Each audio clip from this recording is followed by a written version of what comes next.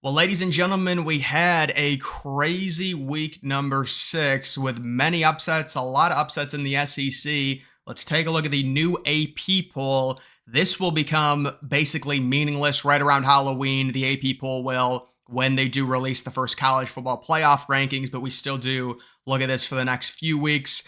You can see Texas up to number 1. They're back up to number 1. There was some arguments. Was it going to be Ohio State or Texas? We do have to remember that huge win that Texas got on the road in Michigan. It's looking a lot less impressive. We think Michigan probably going to lose 4 or 5 games. They're down to number 24 at this point, but Texas still does have the better win than Ohio State. They did easily beat Iowa. They covered the spread. Texas had a bye, but at this point, Texas still sitting at number 1 with 52 first place votes. Ohio State, the only other team to receive first place votes. They got 9 first place votes. And obviously, the huge game this coming week, number 2 versus number 3.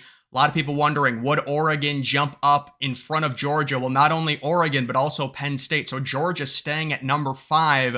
I'm going to talk about that, but you do have the huge 2v3 matchup. Ohio State sitting right around 3-point favorites on the road in Eugene. That's a 7:30 game, 4:30 Pacific start time. Crazy environment. One of the games of the year. We will see Ohio State finally tested. They've won virtually every game by at least 28 points. They're going to finally be tested on the road. Oregon coming off a very easy Friday night win. So that's really a good setup for Oregon. You get a home game on Friday night. You're big favorites. You easily win that one. You get that extra day of rest, and you're still in Oregon facing Ohio State. Back-to-back home games. They're going to have the Buckeyes there, and it's going to be huge. And whoever wins that game should be number 1 for sure. They should jump in front of Texas. Whoever wins that very important matchup between the Buckeyes and the Ducks. You do have Penn State moving up to number 4. I would say kind of by default. I don't think Penn State's been very good this year. I am surprised they jumped Penn State in front of Georgia.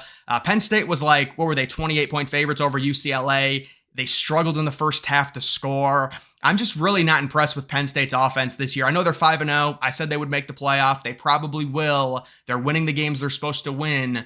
But I think they're at number 4 just because they haven't lost, and they just keep moving up because they keep winning. But it's not like they've had a crazy impressive game.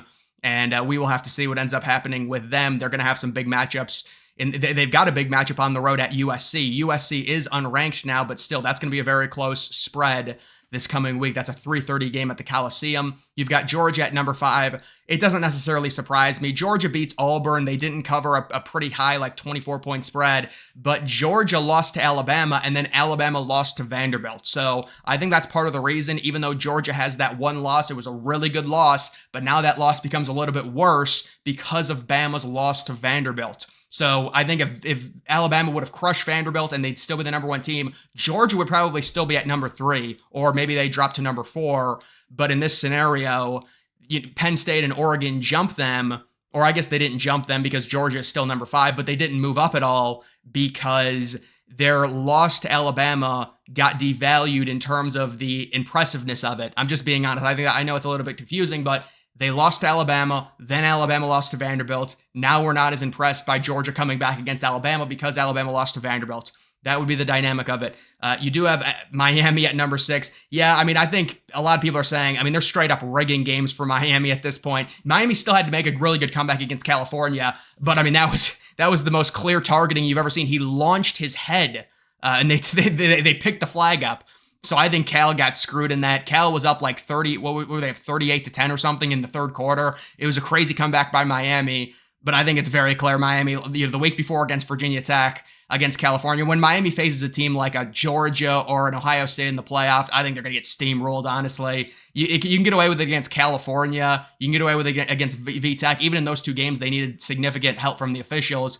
They are 6-0. Cam Ward is a really good QB. But you're kind of seeing almost like just some issues with their team, and I think it's going to loom large in the future. Maybe not in the ACC because the ACC is not a great conference, but I do think, I think straight up right now Clemson is better than them, even though obviously Clemson's ranked below them. They have a loss. Alabama sitting at number 7. They did move down 6 spots. It is pretty crazy. They only moved down 6 spots. You lose to Vandy, but there are a few different things at play. Number 1, they just beat Georgia, and people will say, well, how? Alabama was up 28-0 against Georgia. They win that game, and they're ranked below Georgia with the same record. It's interesting. The things that I'll say is Georgia did go on the road at Alabama. It wasn't like it was a neutral site. You could argue if it was a neutral site, maybe Georgia wins that game. Although, again, they did get crushed in the first half against Alabama. But Alabama, because they lost to Vanderbilt, even though Vanderbilt this year is significantly better, they were decent, or they were okay last year. They've kind of had a rebuild similar to Rutgers. Like Vanderbilt and Rutgers were both crazy laughingstocks in the Power 2 conferences, but now both of them are getting better. And Vanderbilt, it's not like they're a terrible team or anything. Like this is some crazy loss. Alabama was like 21-point favorites, and I thought that was really high, especially considering they were coming off that very close emotional win against Georgia. But they do drop down to number 7. Tennessee, that's a crazy loss to Arkansas. You want to know why it's crazy? It seemed like Tennessee had snapped out of whatever funk they were in. They were losing this game 3-0 at halftime. This is a Tennessee team that throttled everyone. They were 4-0. They did not have a very good schedule, but they were still 4-0. They had a bye week. And then they were down 3-0, but then they scored 2 quick touchdowns in the second half. So they were up like 14-3. And I thought, that's it. They're easily going to win this game. Maybe they'll score like 28 points. But wow, Arkansas comes back. They end up winning. You can see 19-14. They went for 2 and didn't get it. But listen, Arkansas is a decent team. They are. They've had some good performances. They did have a really tough loss. Was it them that lost to Oklahoma State in week 2 when they were up 14-0? They should have beaten Oklahoma State if I'm thinking that correctly, because Oklahoma State's not good. Oklahoma State just got blown out by West Virginia at home. So, I mean, Tennessee, you could argue they should maybe even be lower, but this is just what the SEC is. Alabama loses, Tennessee loses, Ole Miss lost last week, but Ole Miss wins this week at South Carolina. That was a very good dominant win at South Carolina. They were up 24-3 at half. It was not a competitive game. That was a very good win. South Carolina is kind of a scrappy team.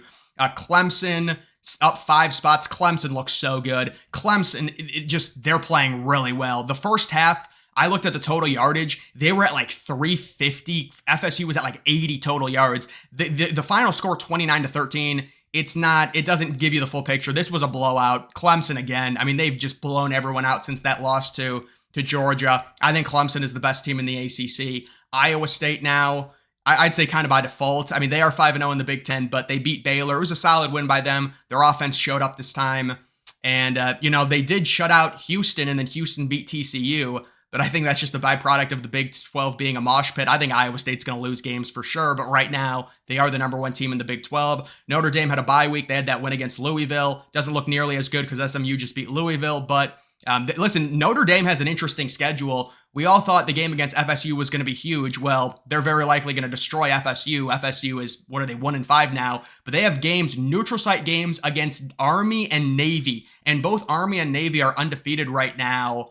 I'm not saying they're going to both beat Notre Dame, but it's just kind of an interesting schedule setup to where both Army and Navy look pretty good. LSU still sitting at 13. They had a bye week. They beat South Alabama, covered the spread 2 weeks ago, and they have a big game this week. I think at home against Ole Miss. It's the same time as the Ohio State-Oregon game, though. It's 7:30, so I'm probably not going to be able to watch it. BYU is up 3 spots, so BYU had a bye week. They got that win on the road at Baylor. That was the game where they went ahead early and then hung on. They're up to number 14. They're also undefeated in the Big 12. So right now it's BYU and Iowa State. You do have Texas A&M with a huge statement against a pretender, Missouri. I still don't love Texas A&M. Personally, I'm not buying them, but it was a really good win. It was a really good win. I think it was one of those games where it's like Missouri's a little bit overrated and Texas A&M kind of took advantage of it and they blew them out. And, what was Texas A&M ranked number 25? Missouri was like 9th, and they just got throttled by A&M. You do have Utah moving up 2 spots after a bye. I'm not a believer in Utah at all. They scored 10 points at home against Arizona 2 weeks ago. They've got another game, I think at Arizona State on Friday, if I have that correct, this coming week. Honestly, they might lose that game. Arizona State's 5-1 now. Boise State, Ashton Genty is just ridiculous. They win again, 62-30. That's not a great defensive performance. Spencer Petras, the horrible Iowa QB, he threw for like 350 yards against Boise State. That's not very good for Boise State. But Boise State's a really fun team because of the running back. So they win that game. 92 total points scored in that game. But yeah, they're at number 17. They're the best Mountain West team, obviously. They're the favorite out of the group of 5. I'll tell you who's a team that's really loved right now analytically, Tulane. Tulane is crushing everyone. They're like a top 20 team analytically. You do have Kansas State. They have a bye week? They're at number 18. You do have Indiana. They covered the spread against Northwestern, kind of a late cover. That was a close game. It was a 3-point game in the fourth quarter. We'll have to see what Indiana's kind of had this Cinderella run. They've had an easy schedule. We'll see. I mean, their quarterback is good. The transfer QB from Ohio. They're at number 18. Oklahoma had a bye week. They got the Red River rivalry coming up, so that's going to be a very tough game against Texas, but they are ranked at number 18. Missouri drops 12 spots to number 21. I thought they were overrated at number 9, so they drop pretty far. Pittsburgh gets ranked. That's just kind of a byproduct of having an easy schedule, honestly. I mean, it's not like Pittsburgh's had a crazy huge win, but they've gotten the job done. You beat North Carolina by 10 on the road. All right, they're 5-0. We'll give them a shout out. Illinois moves up a spot. They had a bye week. Remember, the week before that, they lost to Penn State on the road during Penn State's whiteout. Michigan is still ranked at 24. They just have no quarterback. They have no quarterback. And Michigan, I think, in 4 out of their 6 games, they've gotten outgained. They're just not good. And they have a bye week, I think, and then they have a game at Illinois. They're probably going to lose to Illinois. They're going to be underdogs, or it's going to be like a pick'em game. And then you do have, Michigan obviously also has Ohio State on the road. They have Oregon, and I think they have Indiana on the road. They might lose like 5 or 6 games.